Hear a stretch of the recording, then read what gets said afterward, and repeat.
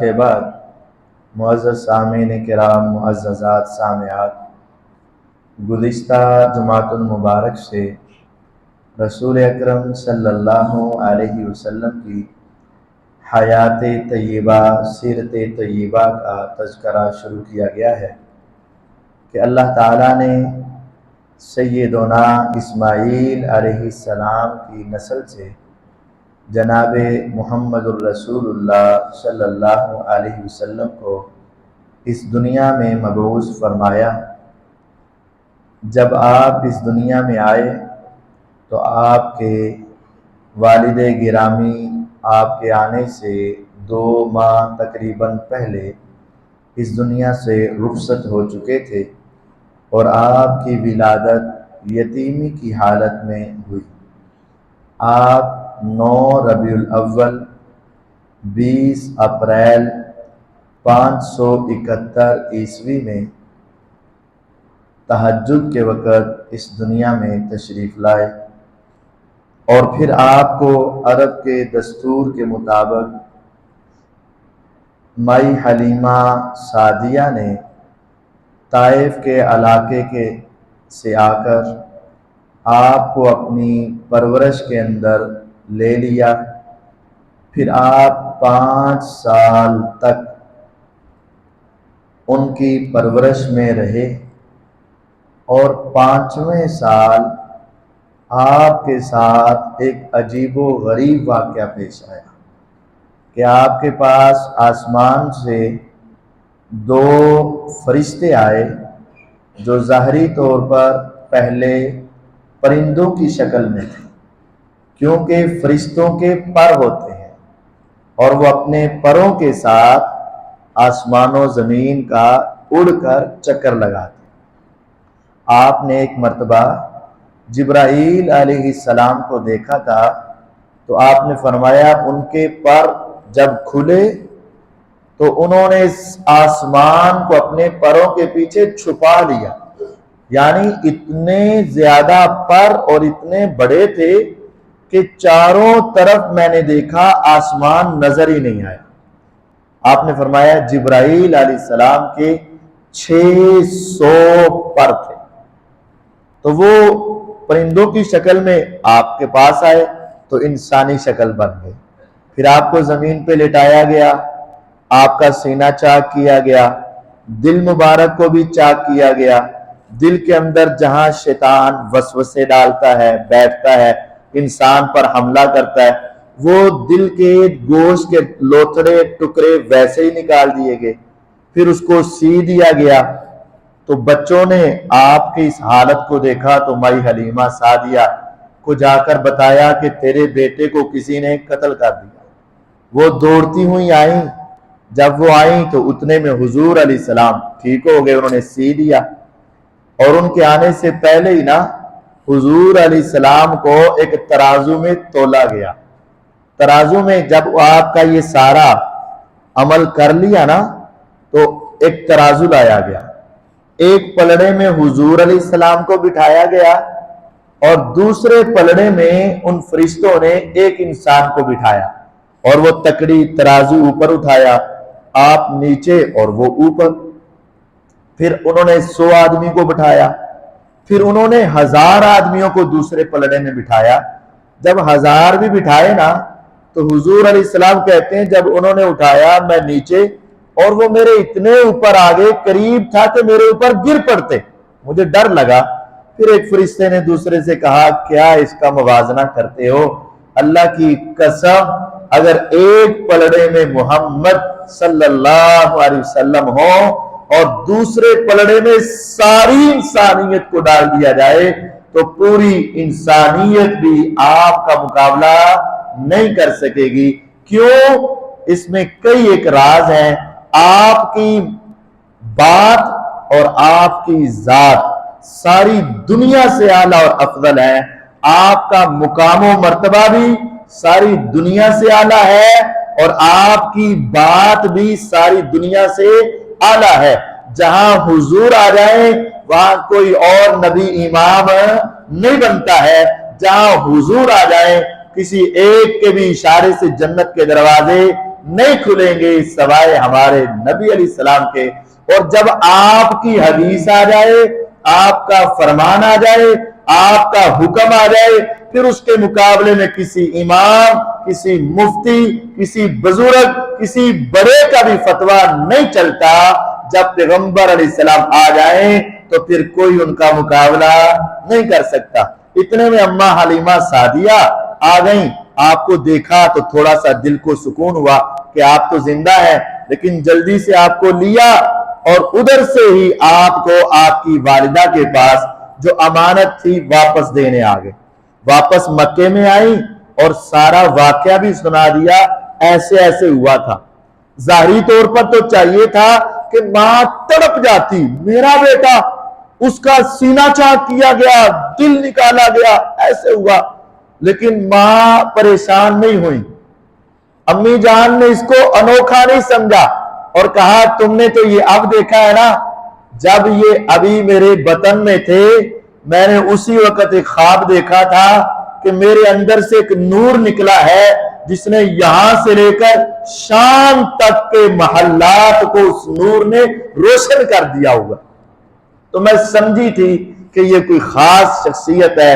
پھر آپ نے واقعتاً وہاں سے وہاں تک معراج کیا اور وہاں نبیوں کی امامت کروائی، تو وہ پہلے ہی سمجھ گئی تھی کہ یہ عام انسان نہیں ہے۔ پھر وہ 6 سال کے آپ ہوئے تو والدہ محترمہ نے آپ کو لے کر اپنے والدین کے پاس گئے مدینہ میں، وہاں 1 مہینہ تک رہے۔ پھر مدینہ سے واپس 200 کلومیٹر کا فاصلہ طے کیا۔ مکے سے مدینے کا کل فاصلہ 450 کلومیٹر ہے، تو 200 کلومیٹر کا فاصلہ طے کیا۔ 3 افراد تھے، ایک نبی علیہ السلام، ایک آپ کی والدہ آمنہ اور ایک ان کی لونڈی ام ایمن۔ 3 افراد واپس آ رہے تھے۔ ابوا کے مقام پر پھر وہ بیمار ہوئیں اور ادھر ہی اس دنیا سے رخصت ہو گئیں۔ کیسا گہرا زخم آیا رسول اللہ صلی اللہ علیہ وسلم پر۔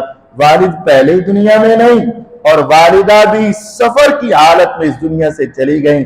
کس دکھ کے ساتھ ام ایمن نے ان کو دفن کیا ہوگا، اور پیغمبر علیہ السلام کس طرح پریشانی کے عالم میں اکیلے ام ایمن کے ساتھ واپس آئے۔ جب واپس آئے تو سردار عبد المطلب کے پاس آپ کو ان کی پرورش میں دے دیا گیا۔ اتفاق یہ ہوا سردار عبد المطلب بھی بڑا پیار کرتے تھے۔ میں نے پڑھا ہے کہ بیت اللہ کے سامنے نا ان کی بڑی ایک مسند لگتی تھی، جہاں یہ سردار بیٹھتے تھے، باقی سارے نیچے بیٹھتے تھے۔ تو حضرت رسول اللہ صلی اللہ علیہ وسلم بچے تھے 6-7 سال کے، تو وہ دوڑ کر اس مسند پہ چڑھ جاتے۔ چچا اور دوسرے تیسرے آپ کو پکڑتے، کھینچتے، نیچے لاتے، اوپر نہ بیٹھو، یہ بزرگوں کی مسند ہے۔ سردار عبد المطلب کہتے اس کو اوپر بیٹھنے دو، یہ بھی میرا بیٹا سردار ہے۔ ان کو اس وقت پتا تو نہیں تھا، لیکن ان کی بات سچی ثابت ہوئی۔ آپ ساری دنیا کے سردار بن گئے، انسانوں اور جنوں کے سردار بن گئے۔ 2 سال کے بعد یہ دادا بھی اس دنیا سے رخصت ہوئے، اور دادا نے اس دنیا سے رخصت ہوتے وقت آپ کو اپنے بڑے بیٹے ابو طالب کے حوالے کیا۔ سردار ابو طالب نے آپ سے بہت پیار کیا اور 11-12 سال کی عمر تھی، ہمیشہ اپنے ساتھ رکھتے تھے۔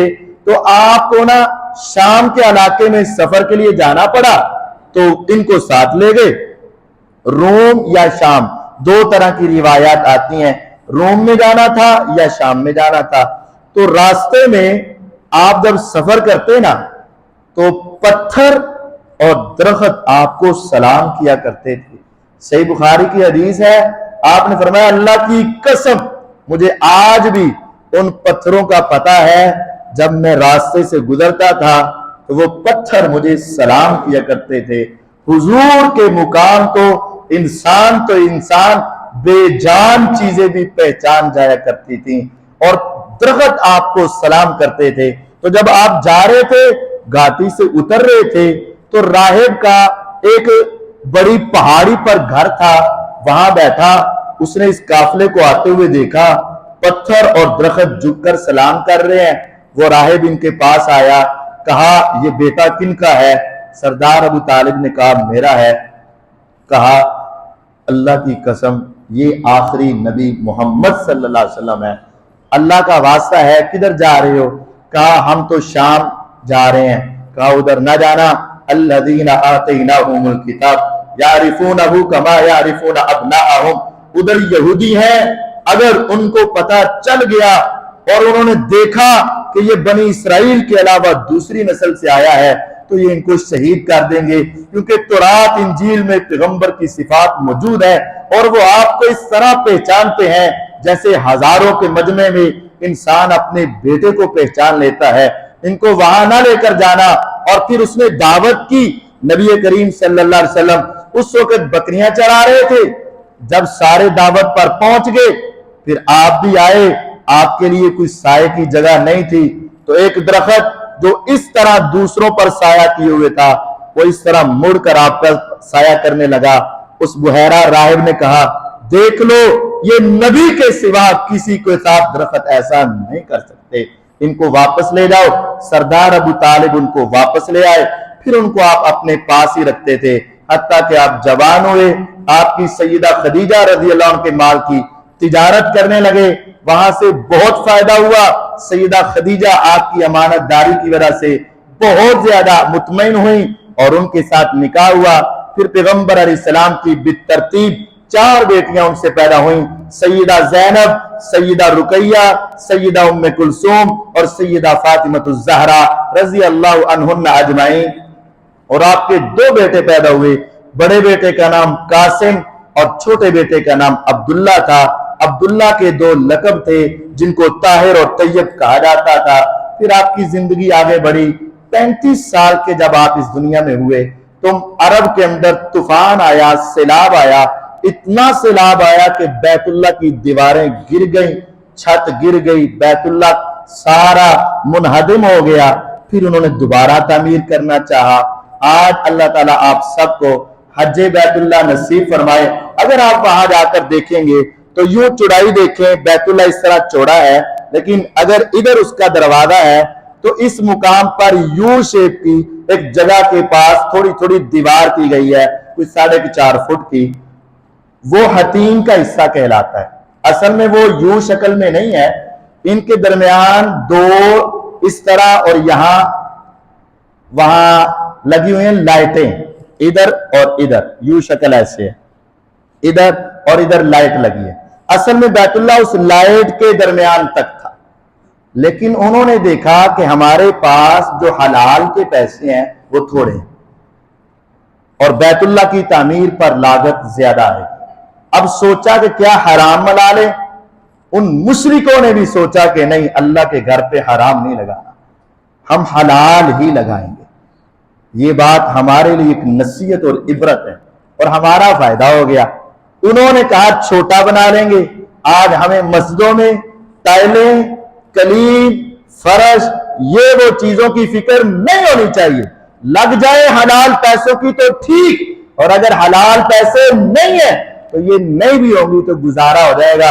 اگر بیت اللہ چھوٹا ہو سکتا ہے تو تمہاری ہماری عام مساجد کیوں نہیں چھوٹی ہو سکتی؟ لیکن یاد رکھو، پہلی بات ہے کماؤ ہی حلال، حرام کماؤ ہی نہ۔ اور دوسری بات ہے اگر تمہارے پیسے 2 قسم کے ہیں تو اللہ کے راستے میں حرام نہ دینا، مسجدوں پر حرام نہ لگانا۔ ہم 100 مرتبہ بھی مانگے، اس وقت تک تم نے کبھی پیسہ نہیں دینا جب تک تمہارا حلال کا پیسہ نہ ہو۔ حرام کا پیسہ نہ اللہ کے گھر میں دو، نہ کسی غریب کو دو، نہ کسی فقیر کو دو۔ یہ مشرکوں کو بھی عقل تھی اور ہمیں بھی یہ سمجھ ہونی چاہیے کہ ہم نے حرام کا پیسہ نہ کمانا ہے اور نہ اللہ کے راستے میں دینا ہے۔ ہمارا فائدہ ہو گیا۔ آج کل سردار اور بادشاہ اس میں جا سکتے ہیں بیت اللہ میں، لیکن جو جگہ رہ گئی ہمارے جیسا غریب آدمی بھی وہاں جا سکتا ہے اور وہ بیت اللہ ہی ہے۔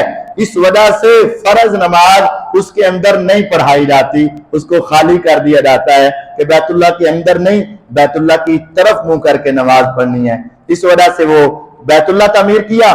جب تعمیر کرتے گئے تو حجر اسود، سیاہ پتھر، حجر پتھر اسود سیاہ، یہ جنت سے آیا تھا، دودھ سے زیادہ سفید تھا، سورج سے زیادہ روشن تھا، اللہ تعالیٰ نے روشنی تو ختم کر دی، سفیدی رکھی، لیکن سودتہ خطایا بنی آدم، فرمایا دودھ سے زیادہ سفید تھا، انسان اس کو اپنے ہونٹ لگاتا ہے، بوسہ دیتا ہے، اس میں ایسی کشش ہے کہ وہ زندگی کے سارے گناہوں کو کھینچ لیتا ہے۔ جب انسان بوسہ دیتا ہے یقین جانیے ایسا ہلکا ہو جاتا ہے کہ وہ سارے گناہوں کا بوجھ اتر جاتا ہے۔ فرمایا انسانوں کے گناہ اس کو لگ کے وہ سیاہ بن گیا، اس وجہ سے حجر اسود ہے۔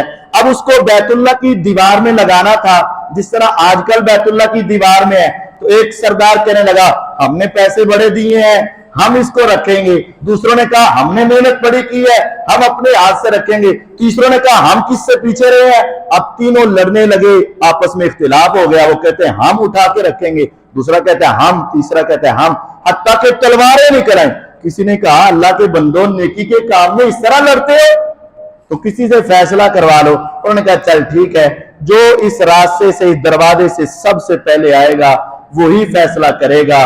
تو پیغمبر علیہ السلام اس راستے سے آئے تو لوگ پہچان گئے اور بلند آواز سے کہنے لگے جا الامین، جا الامین، امانت دار آ گیا، صحیح فیصلے کرنے والا آ گیا، محمد الرسول اللہ صلی اللہ علیہ وسلم آئے۔ اب آپ نے دیکھا کہ کیا کروں میں، ان تینوں کو کیسے کروں؟ آپ نے فرمایا ایک چادر لے کر آؤ۔ وہ چادر لے کر آئے، آپ نے زمین سے اٹھا کر وہ چادر میں رکھا، کہا سارے قبیلوں کے بڑے بڑے سردار آ جائیں، ان کو وہ سارے کنارے اور وہ چادر پکڑائی، کہا اٹھاؤ، سب اٹھاتے گئے۔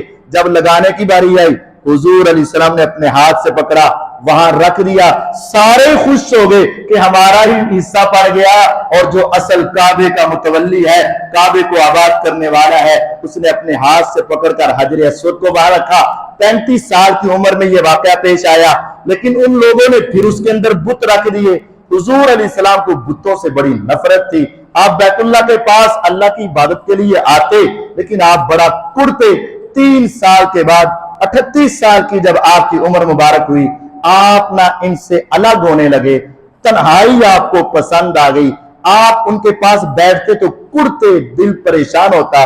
پھر آپ یہاں سے نکلے تو ایک غار میں جا کر بیٹھنا شروع کر دیا، اس کا نام ہے غار حرا، بیت اللہ سے 3 کلومیٹر کے فاصلے پر ہے۔ اللہ تعالیٰ نے مجھے توفیق دی، میں وہاں گیا، میں اوپر چڑھ گیا، جہاں حضور علیہ السلام بیٹھتے تھے، میں وہاں تک پہنچا۔ دل میں خیال تھا کہ حضور یہاں ہی کیوں آئے، اور بھی تو پہاڑ ہیں، اور بھی تو غاریں ہیں، حضور یہاں ہی کیوں آئے؟ تو میں نے دیکھا کہ اتفاق یہ ہے 2 بڑی چٹانیں ہیں، وہ آپس میں اس طرح ملی ہوئی ہیں، لیکن ان کے درمیان سے تقریباً آدھے انچ کا ایک ایسا قدرتاً ایسا درمیان میں خلا ہے کہ اگر انسان وہاں بیٹھے تو سیدھا بیت اللہ وہاں سے آج بھی نظر آتا ہے۔ حضور علیہ السلام بیت اللہ کو بھی دیکھنا چاہتے تھے، تو آج وہاں جاتے ہیں نا، تو وہاں نمازوں کی عبادت تو ہے ہی ہے، وہاں طواف کی عبادت تو ہے ہی ہے، لیکن ایمانی کیفیت اس طرح بھی بڑھتی ہے کہ انسان اپنے سامنے بیت اللہ کو دیکھ رہا ہونا، تب بھی روحانیت انسان کے دل و دماغ میں اترتی رہتی ہے۔ مولا ہمیں یہ موقع بار بار عطا فرما، جو گئے ہیں ان کو بھی دوبارہ لے جا، جو نہیں گئے ان کو بھی لے جا۔ حضور علیہ السلام وہاں بیٹھتے، تنہائی میں اس وجہ سے بیٹھتے، یقین جانیے آج اگر آپ دنیا کی مہنگائی سے تنگ آ جاؤ، گھر کے پریشانیوں سے تنگ آ جاؤ، لڑائی جھگڑے سے تنگ آ جاؤ، دنیا کے حالات سے تنگ آ جاؤ، کبھی کبھی ایسا کرنا کہ سارے کام چھوڑ کے اکیلے آ کر کسی تنہائی کی جگہ میں بیٹھ جانا، مسجد میں یا کسی اور جگہ، اکیلے ہو، تمہیں دیکھنے والا کوئی نہ ہو، اور اکیلے بیٹھ کے، چاہے اپنے گھر کی چھت میں جا کے اکیلے بیٹھ کے نا کبھی اپنے رب سے باتیں کرنا شروع کرنا، اپنے دل کی باتیں سنانا، اس کے کرموں کا احترام کرنا، اس کے انعامات کو یاد کرنا، کوئی 2 گھنٹے کی یہ آپ ایک ایسی ریہرسل یا پریکٹس کرنا، ٹریننگ کرنا، یقین جانیے تمہاری زندگی کے سارے غم بھول جائیں گے، تم اپنے آپ کو بڑا ہلکا پاؤ گے۔ رسول اکرم صلی اللہ علیہ وسلم وہاں جانا شروع ہو گئے، 2 سال تک آپ کی یہ کیفیت رہی۔ جب 40 سال کی زندگی ہوئی، اچانک ایک انسانی شکل آئی، حضور نے انسان سمجھا، در حقیقت وہ انسان نہیں تھے، اور آئے، آپ گھبرا گئے کہ آج تک کبھی ایسا نہیں ہوا، اور آ کر کہنے لگے اقرا، پڑھو۔ محسوس ہوتا ہے کہ وہ کوئی کاغذ وغیرہ لے کر آئے ہوں گے کہ اس کو پڑھو۔ کیونکہ پیچھے پیچھے پڑھنا تو وہ تو ہر آدمی پڑھ لیتا ہے، جس کو نہیں بھی پڑھنا آتا، سکول نہیں بھی گیا، مدرسے نہیں بھی گیا، آپ کہیں گے یہ دعا پڑھ میں پڑھاتا ہوں پیچھے پیچھے پڑھ، وہ تو پڑھا لکھا بھی پڑھ لے گا اور ان پڑھ بھی پڑھ لے گا۔ لیکن آپ نے فرمایا ما آنا بیکاری، میں پڑھا لکھا نہیں ہوں، مجھے اوپر سے دیکھ کر پڑھنا کوئی نہیں آتا۔ وہ اس کے ہاتھ میں کوئی کاغذ وغیرہ تھا، اس نے کہا پڑھ، آپ نے فرمایا میں پڑھا لکھا نہیں ہوں۔ کیوں نہیں ہوں؟ اللہ تعالیٰ چاہتے ہی نہیں تھے کہ حضور کا دنیا میں کوئی استاد ہو جائے، کوئی یہ کہے کہ میں استاد ہوں، نہیں نہیں نہیں۔ اللہ تعالیٰ حضور علیہ السلام کا یہ رتبہ رکھنا چاہتے تھے، کیونکہ استاد کے اندر یہ فطرتی طور پر ہوتا ہے، اے میرا شاگرد یہ مجھ سے چھوٹا ہے، یہ مجھ سے پڑھتا رہا ہے، میری بات یہ مانے، میری رسپیکٹ یہ کرے، میرا احترام یہ کرے۔ لیکن حضور تو ساری دنیا کے استاد بن کر آئے تھے، حضور علیہ السلام نے دنیا میں کسی سے پڑھا ہی نہیں، تو آپ نے فرمایا ما انا بیکاری، میں پڑھا لکھا نہیں۔ اس نے کہا اقرا، پڑھ، آپ نے فرمایا میں نے تمہیں بتایا ما انا بیکاری، میں نے دنیا سے کسی سے پڑھنا لکھنا سیکھا ہی نہیں۔ اس نے اپنے بازو کھولے، حضور علیہ السلام کو اپنے سینے سے لگایا، زور سے دبایا، آپ کہتے ہیں حتیٰ کہ مجھے اس کا پتہ چلا کہ زور سے دبایا ہے، پھر چھوڑ کر کہنے لگا اقرا بسم ربک الذی خلق۔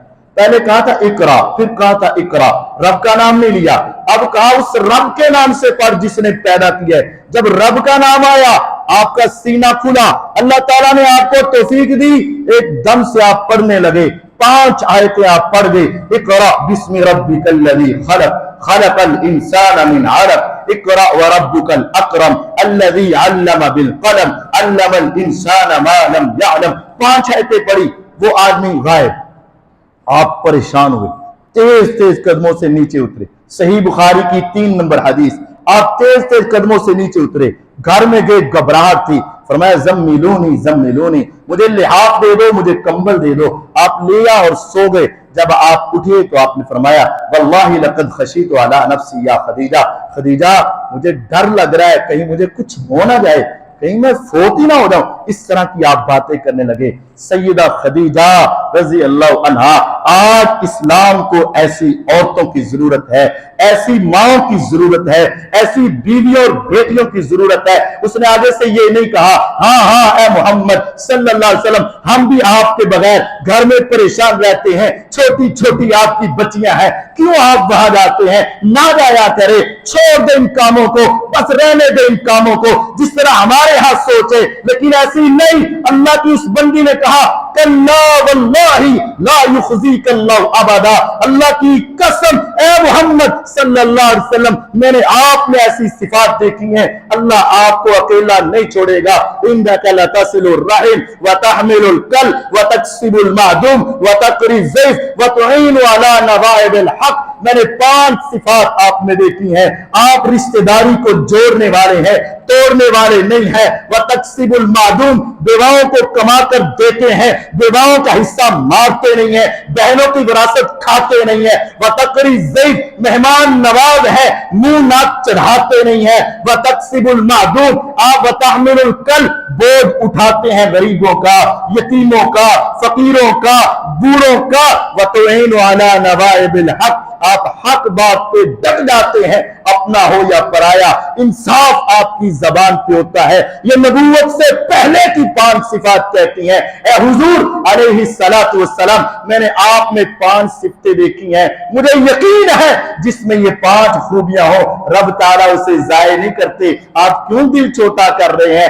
آپ پریشان نہ ہو، آپ ٹھیک ہو جائیں گے۔ پھر آپ کو ساتھ لیا اور اپنے چچا کے بیٹے ورقہ بن نوفل ان کے پاس لے کر چلے گئی، اور ورقہ بن نوفل آپ کے چچا کے بیٹے تھے، عیسائی بن گئے تھے، پہلے مشرکین میں سے تھے، پھر عیسائیت میں شامل ہو گئے، عبرانی کے بڑے ماہر تھے، تورات انجیل عبرانی زبان میں تھی، اس کا عربی میں انہوں نے ترجمہ کیا ہوا تھا۔ جا کر سارا واقعہ جب آپ نے ان کو سنایا، ورقہ حیران ہوئے، کہنے لگے ھذا الناموس الذی جاء به موسیٰ، اے محمد صلی اللہ علیہ وسلم، اے خدیجہ رضی اللہ عنہا خوش ہو جاؤ، یہ تو وہی پیغام رسا تھا، یہ انسان نہیں تھا، یہ وہی فرشتہ تھا جو موسیٰ علیہ السلام کے پاس تورات اور عیسیٰ علیہ السلام کے پاس انجیل لے کر آیا، لیتنی اکون حیا اذ یخرجک قوم، اب میں بڑا بوڑھا ہو چکا ہوں، آنکھوں کی بینائی ختم ہو چکی ہے، کاش میں اس وقت جوان ہوں اور کاش میں اس وقت زندہ ہوں جب تک تیری قوم تجھے اپنے گھر سے نکال دے گی۔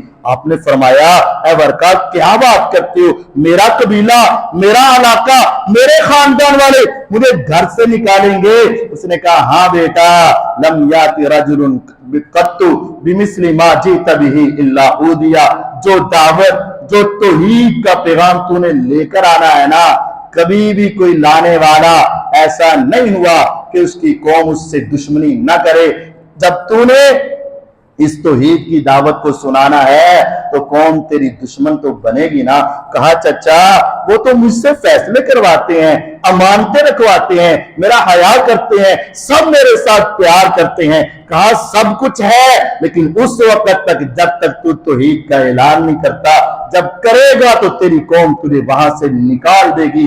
اب یہاں یہ بات سوچنے والی ہے، میرے نبی علیہ السلام سے بڑھ کر معزز کوئی نہ تھا، میرے آقا سے بڑھ کر اخلاق کسی کا اعلیٰ نہ تھا، لیکن آقا سب سے اعلیٰ ہونے کے باوجود اگر توحید کی دعوت دے کون دشمن بن جائے۔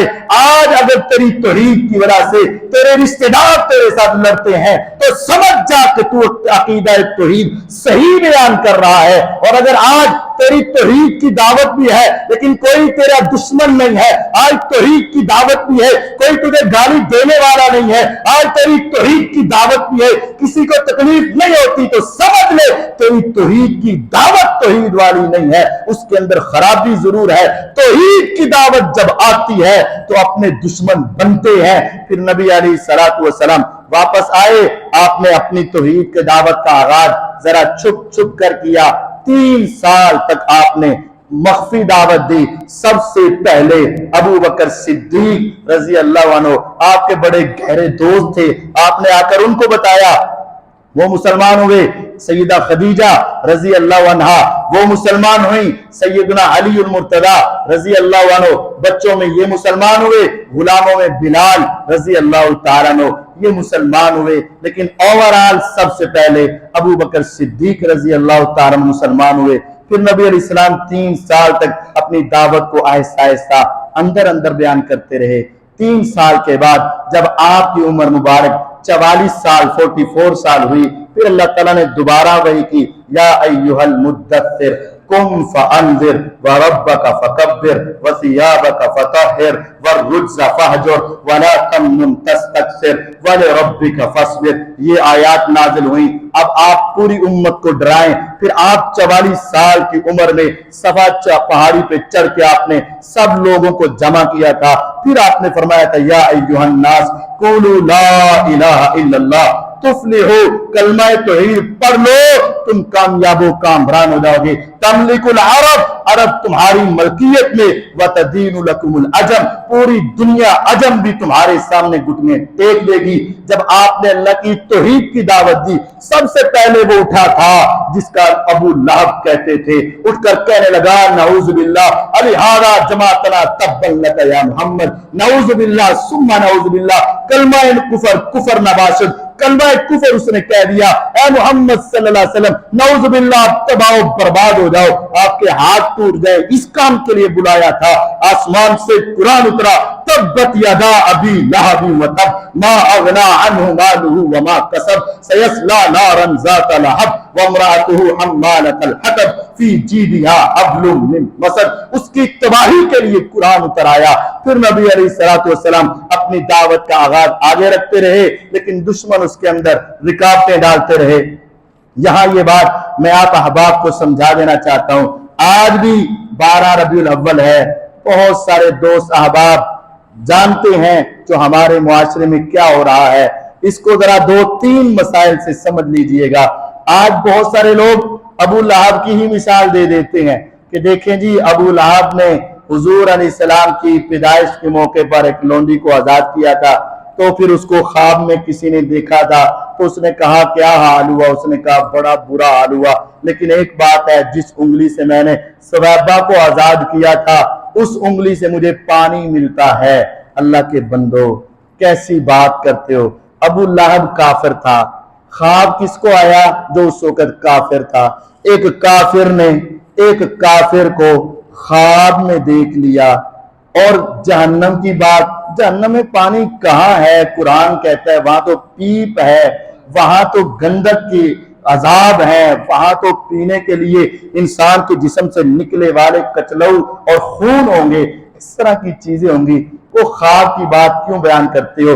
یہاں بھی تو دیکھو نا، سب سے پہلے نبی کا دشمن کون تھا اور حضور کے بارے میں بد زبانی کرنے والا کون تھا؟ اور قرآن کہتا ہے تبت یدا ابی لہب، ابو لہب کے دونوں ہاتھ ٹوٹ گئے، تباہ و برباد ہو گئے. جب دونوں ہاتھ قرآن کہتا ہے تباہ ہو گئے تو پھر انگلی کہاں گئی؟ پھر پانی کہاں سے آتا رہا؟ اللہ کا واسطہ ہے قرآن پڑھو، کہانیاں چھوڑو، قرآن پر عمل کرو، یہ خوابوں کی باتیں چھوڑ دو. قرآن کہتا ہے ابو لہب تباہ و برباد، اور بعض لوگ کہتے ہیں ابو لہب کی یہ ہے. ایسا نہیں ہے. شریعت نے ہمیں یہ دن منانے کا نہیں بتایا ہے، اس لیے ہمیں پیغمبر علیہ الصلوۃ والسلام کی سیرت کے مطابق ہی اپنی زندگی کو بنانا چاہیے. حضور نے توحید کی دعوت دی، مشرکین نے نہ مانا. جن کی قسمت جاگی تھی انہوں نے مان لیا. پیغمبر علیہ الصلوۃ والسلام کی دعوت کو نہ ماننے کے انہوں نے 3 بہانے بنائے. ایک بہانہ انہوں نے یہ بنایا انزل علیہ الذکر من بیننا بل هو کذاب اشر، کیا انسان پہ اللہ کی وحی آ گئی؟ اگر اللہ کا پیغام آنا تھا تو کوئی فرشتہ آتا. یہ مشرکین مکہ نے کہا اگر وحی آنی تھی تو کیا آتا؟ فرشتہ. قرآن میں ہے. کیا انسان پہ اللہ کی وحی آ گئی؟ ہم نہیں مانتے. ان کی سوچ یہ تھی آپ کے والدین ہیں، آپ کی اولاد ہے، آپ کی بیوی ہے، آپ کے رشتہ دار ہیں، لہذا انسان تو ہے، پیغمبر نہیں. کیوں؟ انسانیت اور پیغمبر اکٹھے نہیں ہو سکتے. اور آج بھی کچھ لوگوں کی یہ سوچ ہے، وہ کہتے ہیں پیغمبر تو ہیں انسان نہیں. بھئی کیوں نہیں؟ کہتے ہیں یہ 2 چیزیں اکٹھی نہیں. انہوں نے کہا یہ ہے یہ نہیں، اور انہوں نے کہا یہ ہے یہ نہیں. ایسی بات نہیں ہے. نبی علیہ السلام ساری دنیا سے اعلیٰ انسان تھے اور پیغمبر بھی تھے، دونوں باتیں. انہوں نے ایک بات یہ کہہ کر انکار کر دیا یہ انسان ہے لہذا پیغمبر نہیں. دوسری بات انہوں نے کہا لولا انزل هذا القرآن على رجل من القريتين عظیم، اگر پیغمبر انسان ہی بننا تھا تو پھر مکے یا طائف کا کوئی چودھری انسان بنتا. یہ کیا ہوا؟ ایک یتیم بچہ وہ اللہ کا نبی بن گیا. یہ دنیا کے اندر آج بھی سوچ ہے. کیا ہے آج یہ خصوصاً نوجوان نسل میں؟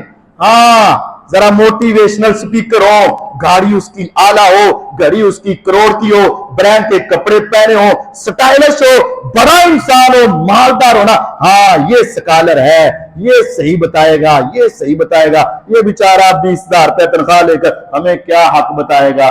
غریب آدمی کو یہ نہیں دیکھتے کہ یہ قرآن کی بات کر رہا ہے، حدیث کی بات کر رہا ہے، سچی بات کر رہا ہے. غریب کی غربت کو دیکھ کر ختم کر دیتے ہیں اور امیر کی چدران کو لے کے سلام کر دیتے ہیں چاہے وہ جھوٹ ہی بول رہا ہو. آج یہ سوچ نوجوان نسل میں بھی پائی جا رہی ہے. اس وقت بھی تھی کہ اگر کوئی نبی بننا تھا تو بڑا سردار بنتا. فرمایا نہیں، الم یجدک یتیما فآوی، کیا ہم نے آپ کو یتیمی کی حالت میں دیکھ کر آپ کو اتنا بلند مقام نہیں دیا؟ تیسرا ان کا اعتراض تھا کہ یہ آپ کی باتیں ہماری سمجھ میں نہیں آتی. وہ لے آیا تھا ابو جہل، وہ ہاتھ میں بسیدہ ہڈی اٹھا کر من یحیی العظام وہی رمیم، یہ دیکھو یہ بسیدہ سی ہڈی ہے، یہ تو بورا بن رہا ہے، یہ اس کو دوبارہ زندہ کون کرے گا؟ عقل میں آتی ہے دوبارہ زندہ ہونے والی بات؟ یعنی وہ بھی حضور کی باتوں کو عقل کے اوپر پرکھتے تھے. اور آج بھی یہ کام ہو رہا ہے. حضور کی حدیث کو سائنس کے اوپر پرکھو، حضور کی حدیث کو عقل کے اوپر پرکھو، حضور کی حدیث کو دنیا کے کافروں سے پوچھو یہ صحیح ہے کہ نہیں. اگر کافر سائنسدان کہہ دینا ہاں یار یہ بات ہے، کہتے واہ واہ واہ کیا بات ہے، کافروں نے بھی مان لی ہے. اور اگر سائنس کہنا نہیں ایسی بات نہیں ہے، کہتے نہیں یار قاری صاحب گل تھوڑی سمجھ نہیں آتی. اللہ کے بندو، حضور علیہ السلام انسان تھے، ساری دنیا سے اعلیٰ انسان تھے، پوری امت بھی ان کے مقابلے آپ نہیں کر سکتی، لیکن انسان اور رسول تھے.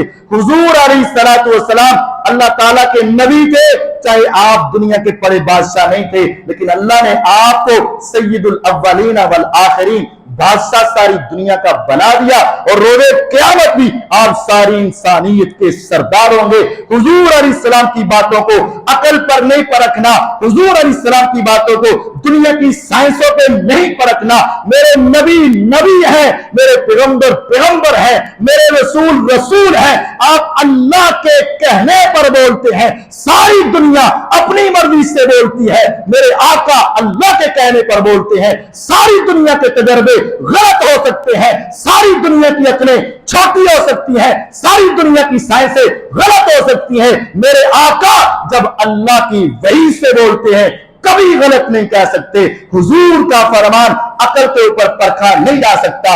حضور کی بات کو بس یہ چیک کرنا ہے حضور کی ہے یا نہیں، اگر ہے پھر آنکھیں بند کر کے ماننا، تمہارا اور ہمارا ایمان کا لیول ہونا چاہیے۔ اور اگر آپ عقل پر پرکھو گے تو یہ مشرکین کا طریقہ تھا۔ اللہ تعالیٰ مجھے اور آپ کو رسول اکرم صلی اللہ علیہ وسلم کی عظمت کو سمجھنے، ان کی سیرت کو سمجھنے کی توفیق عطا فرمائے۔ وآخر دعوانا الحمد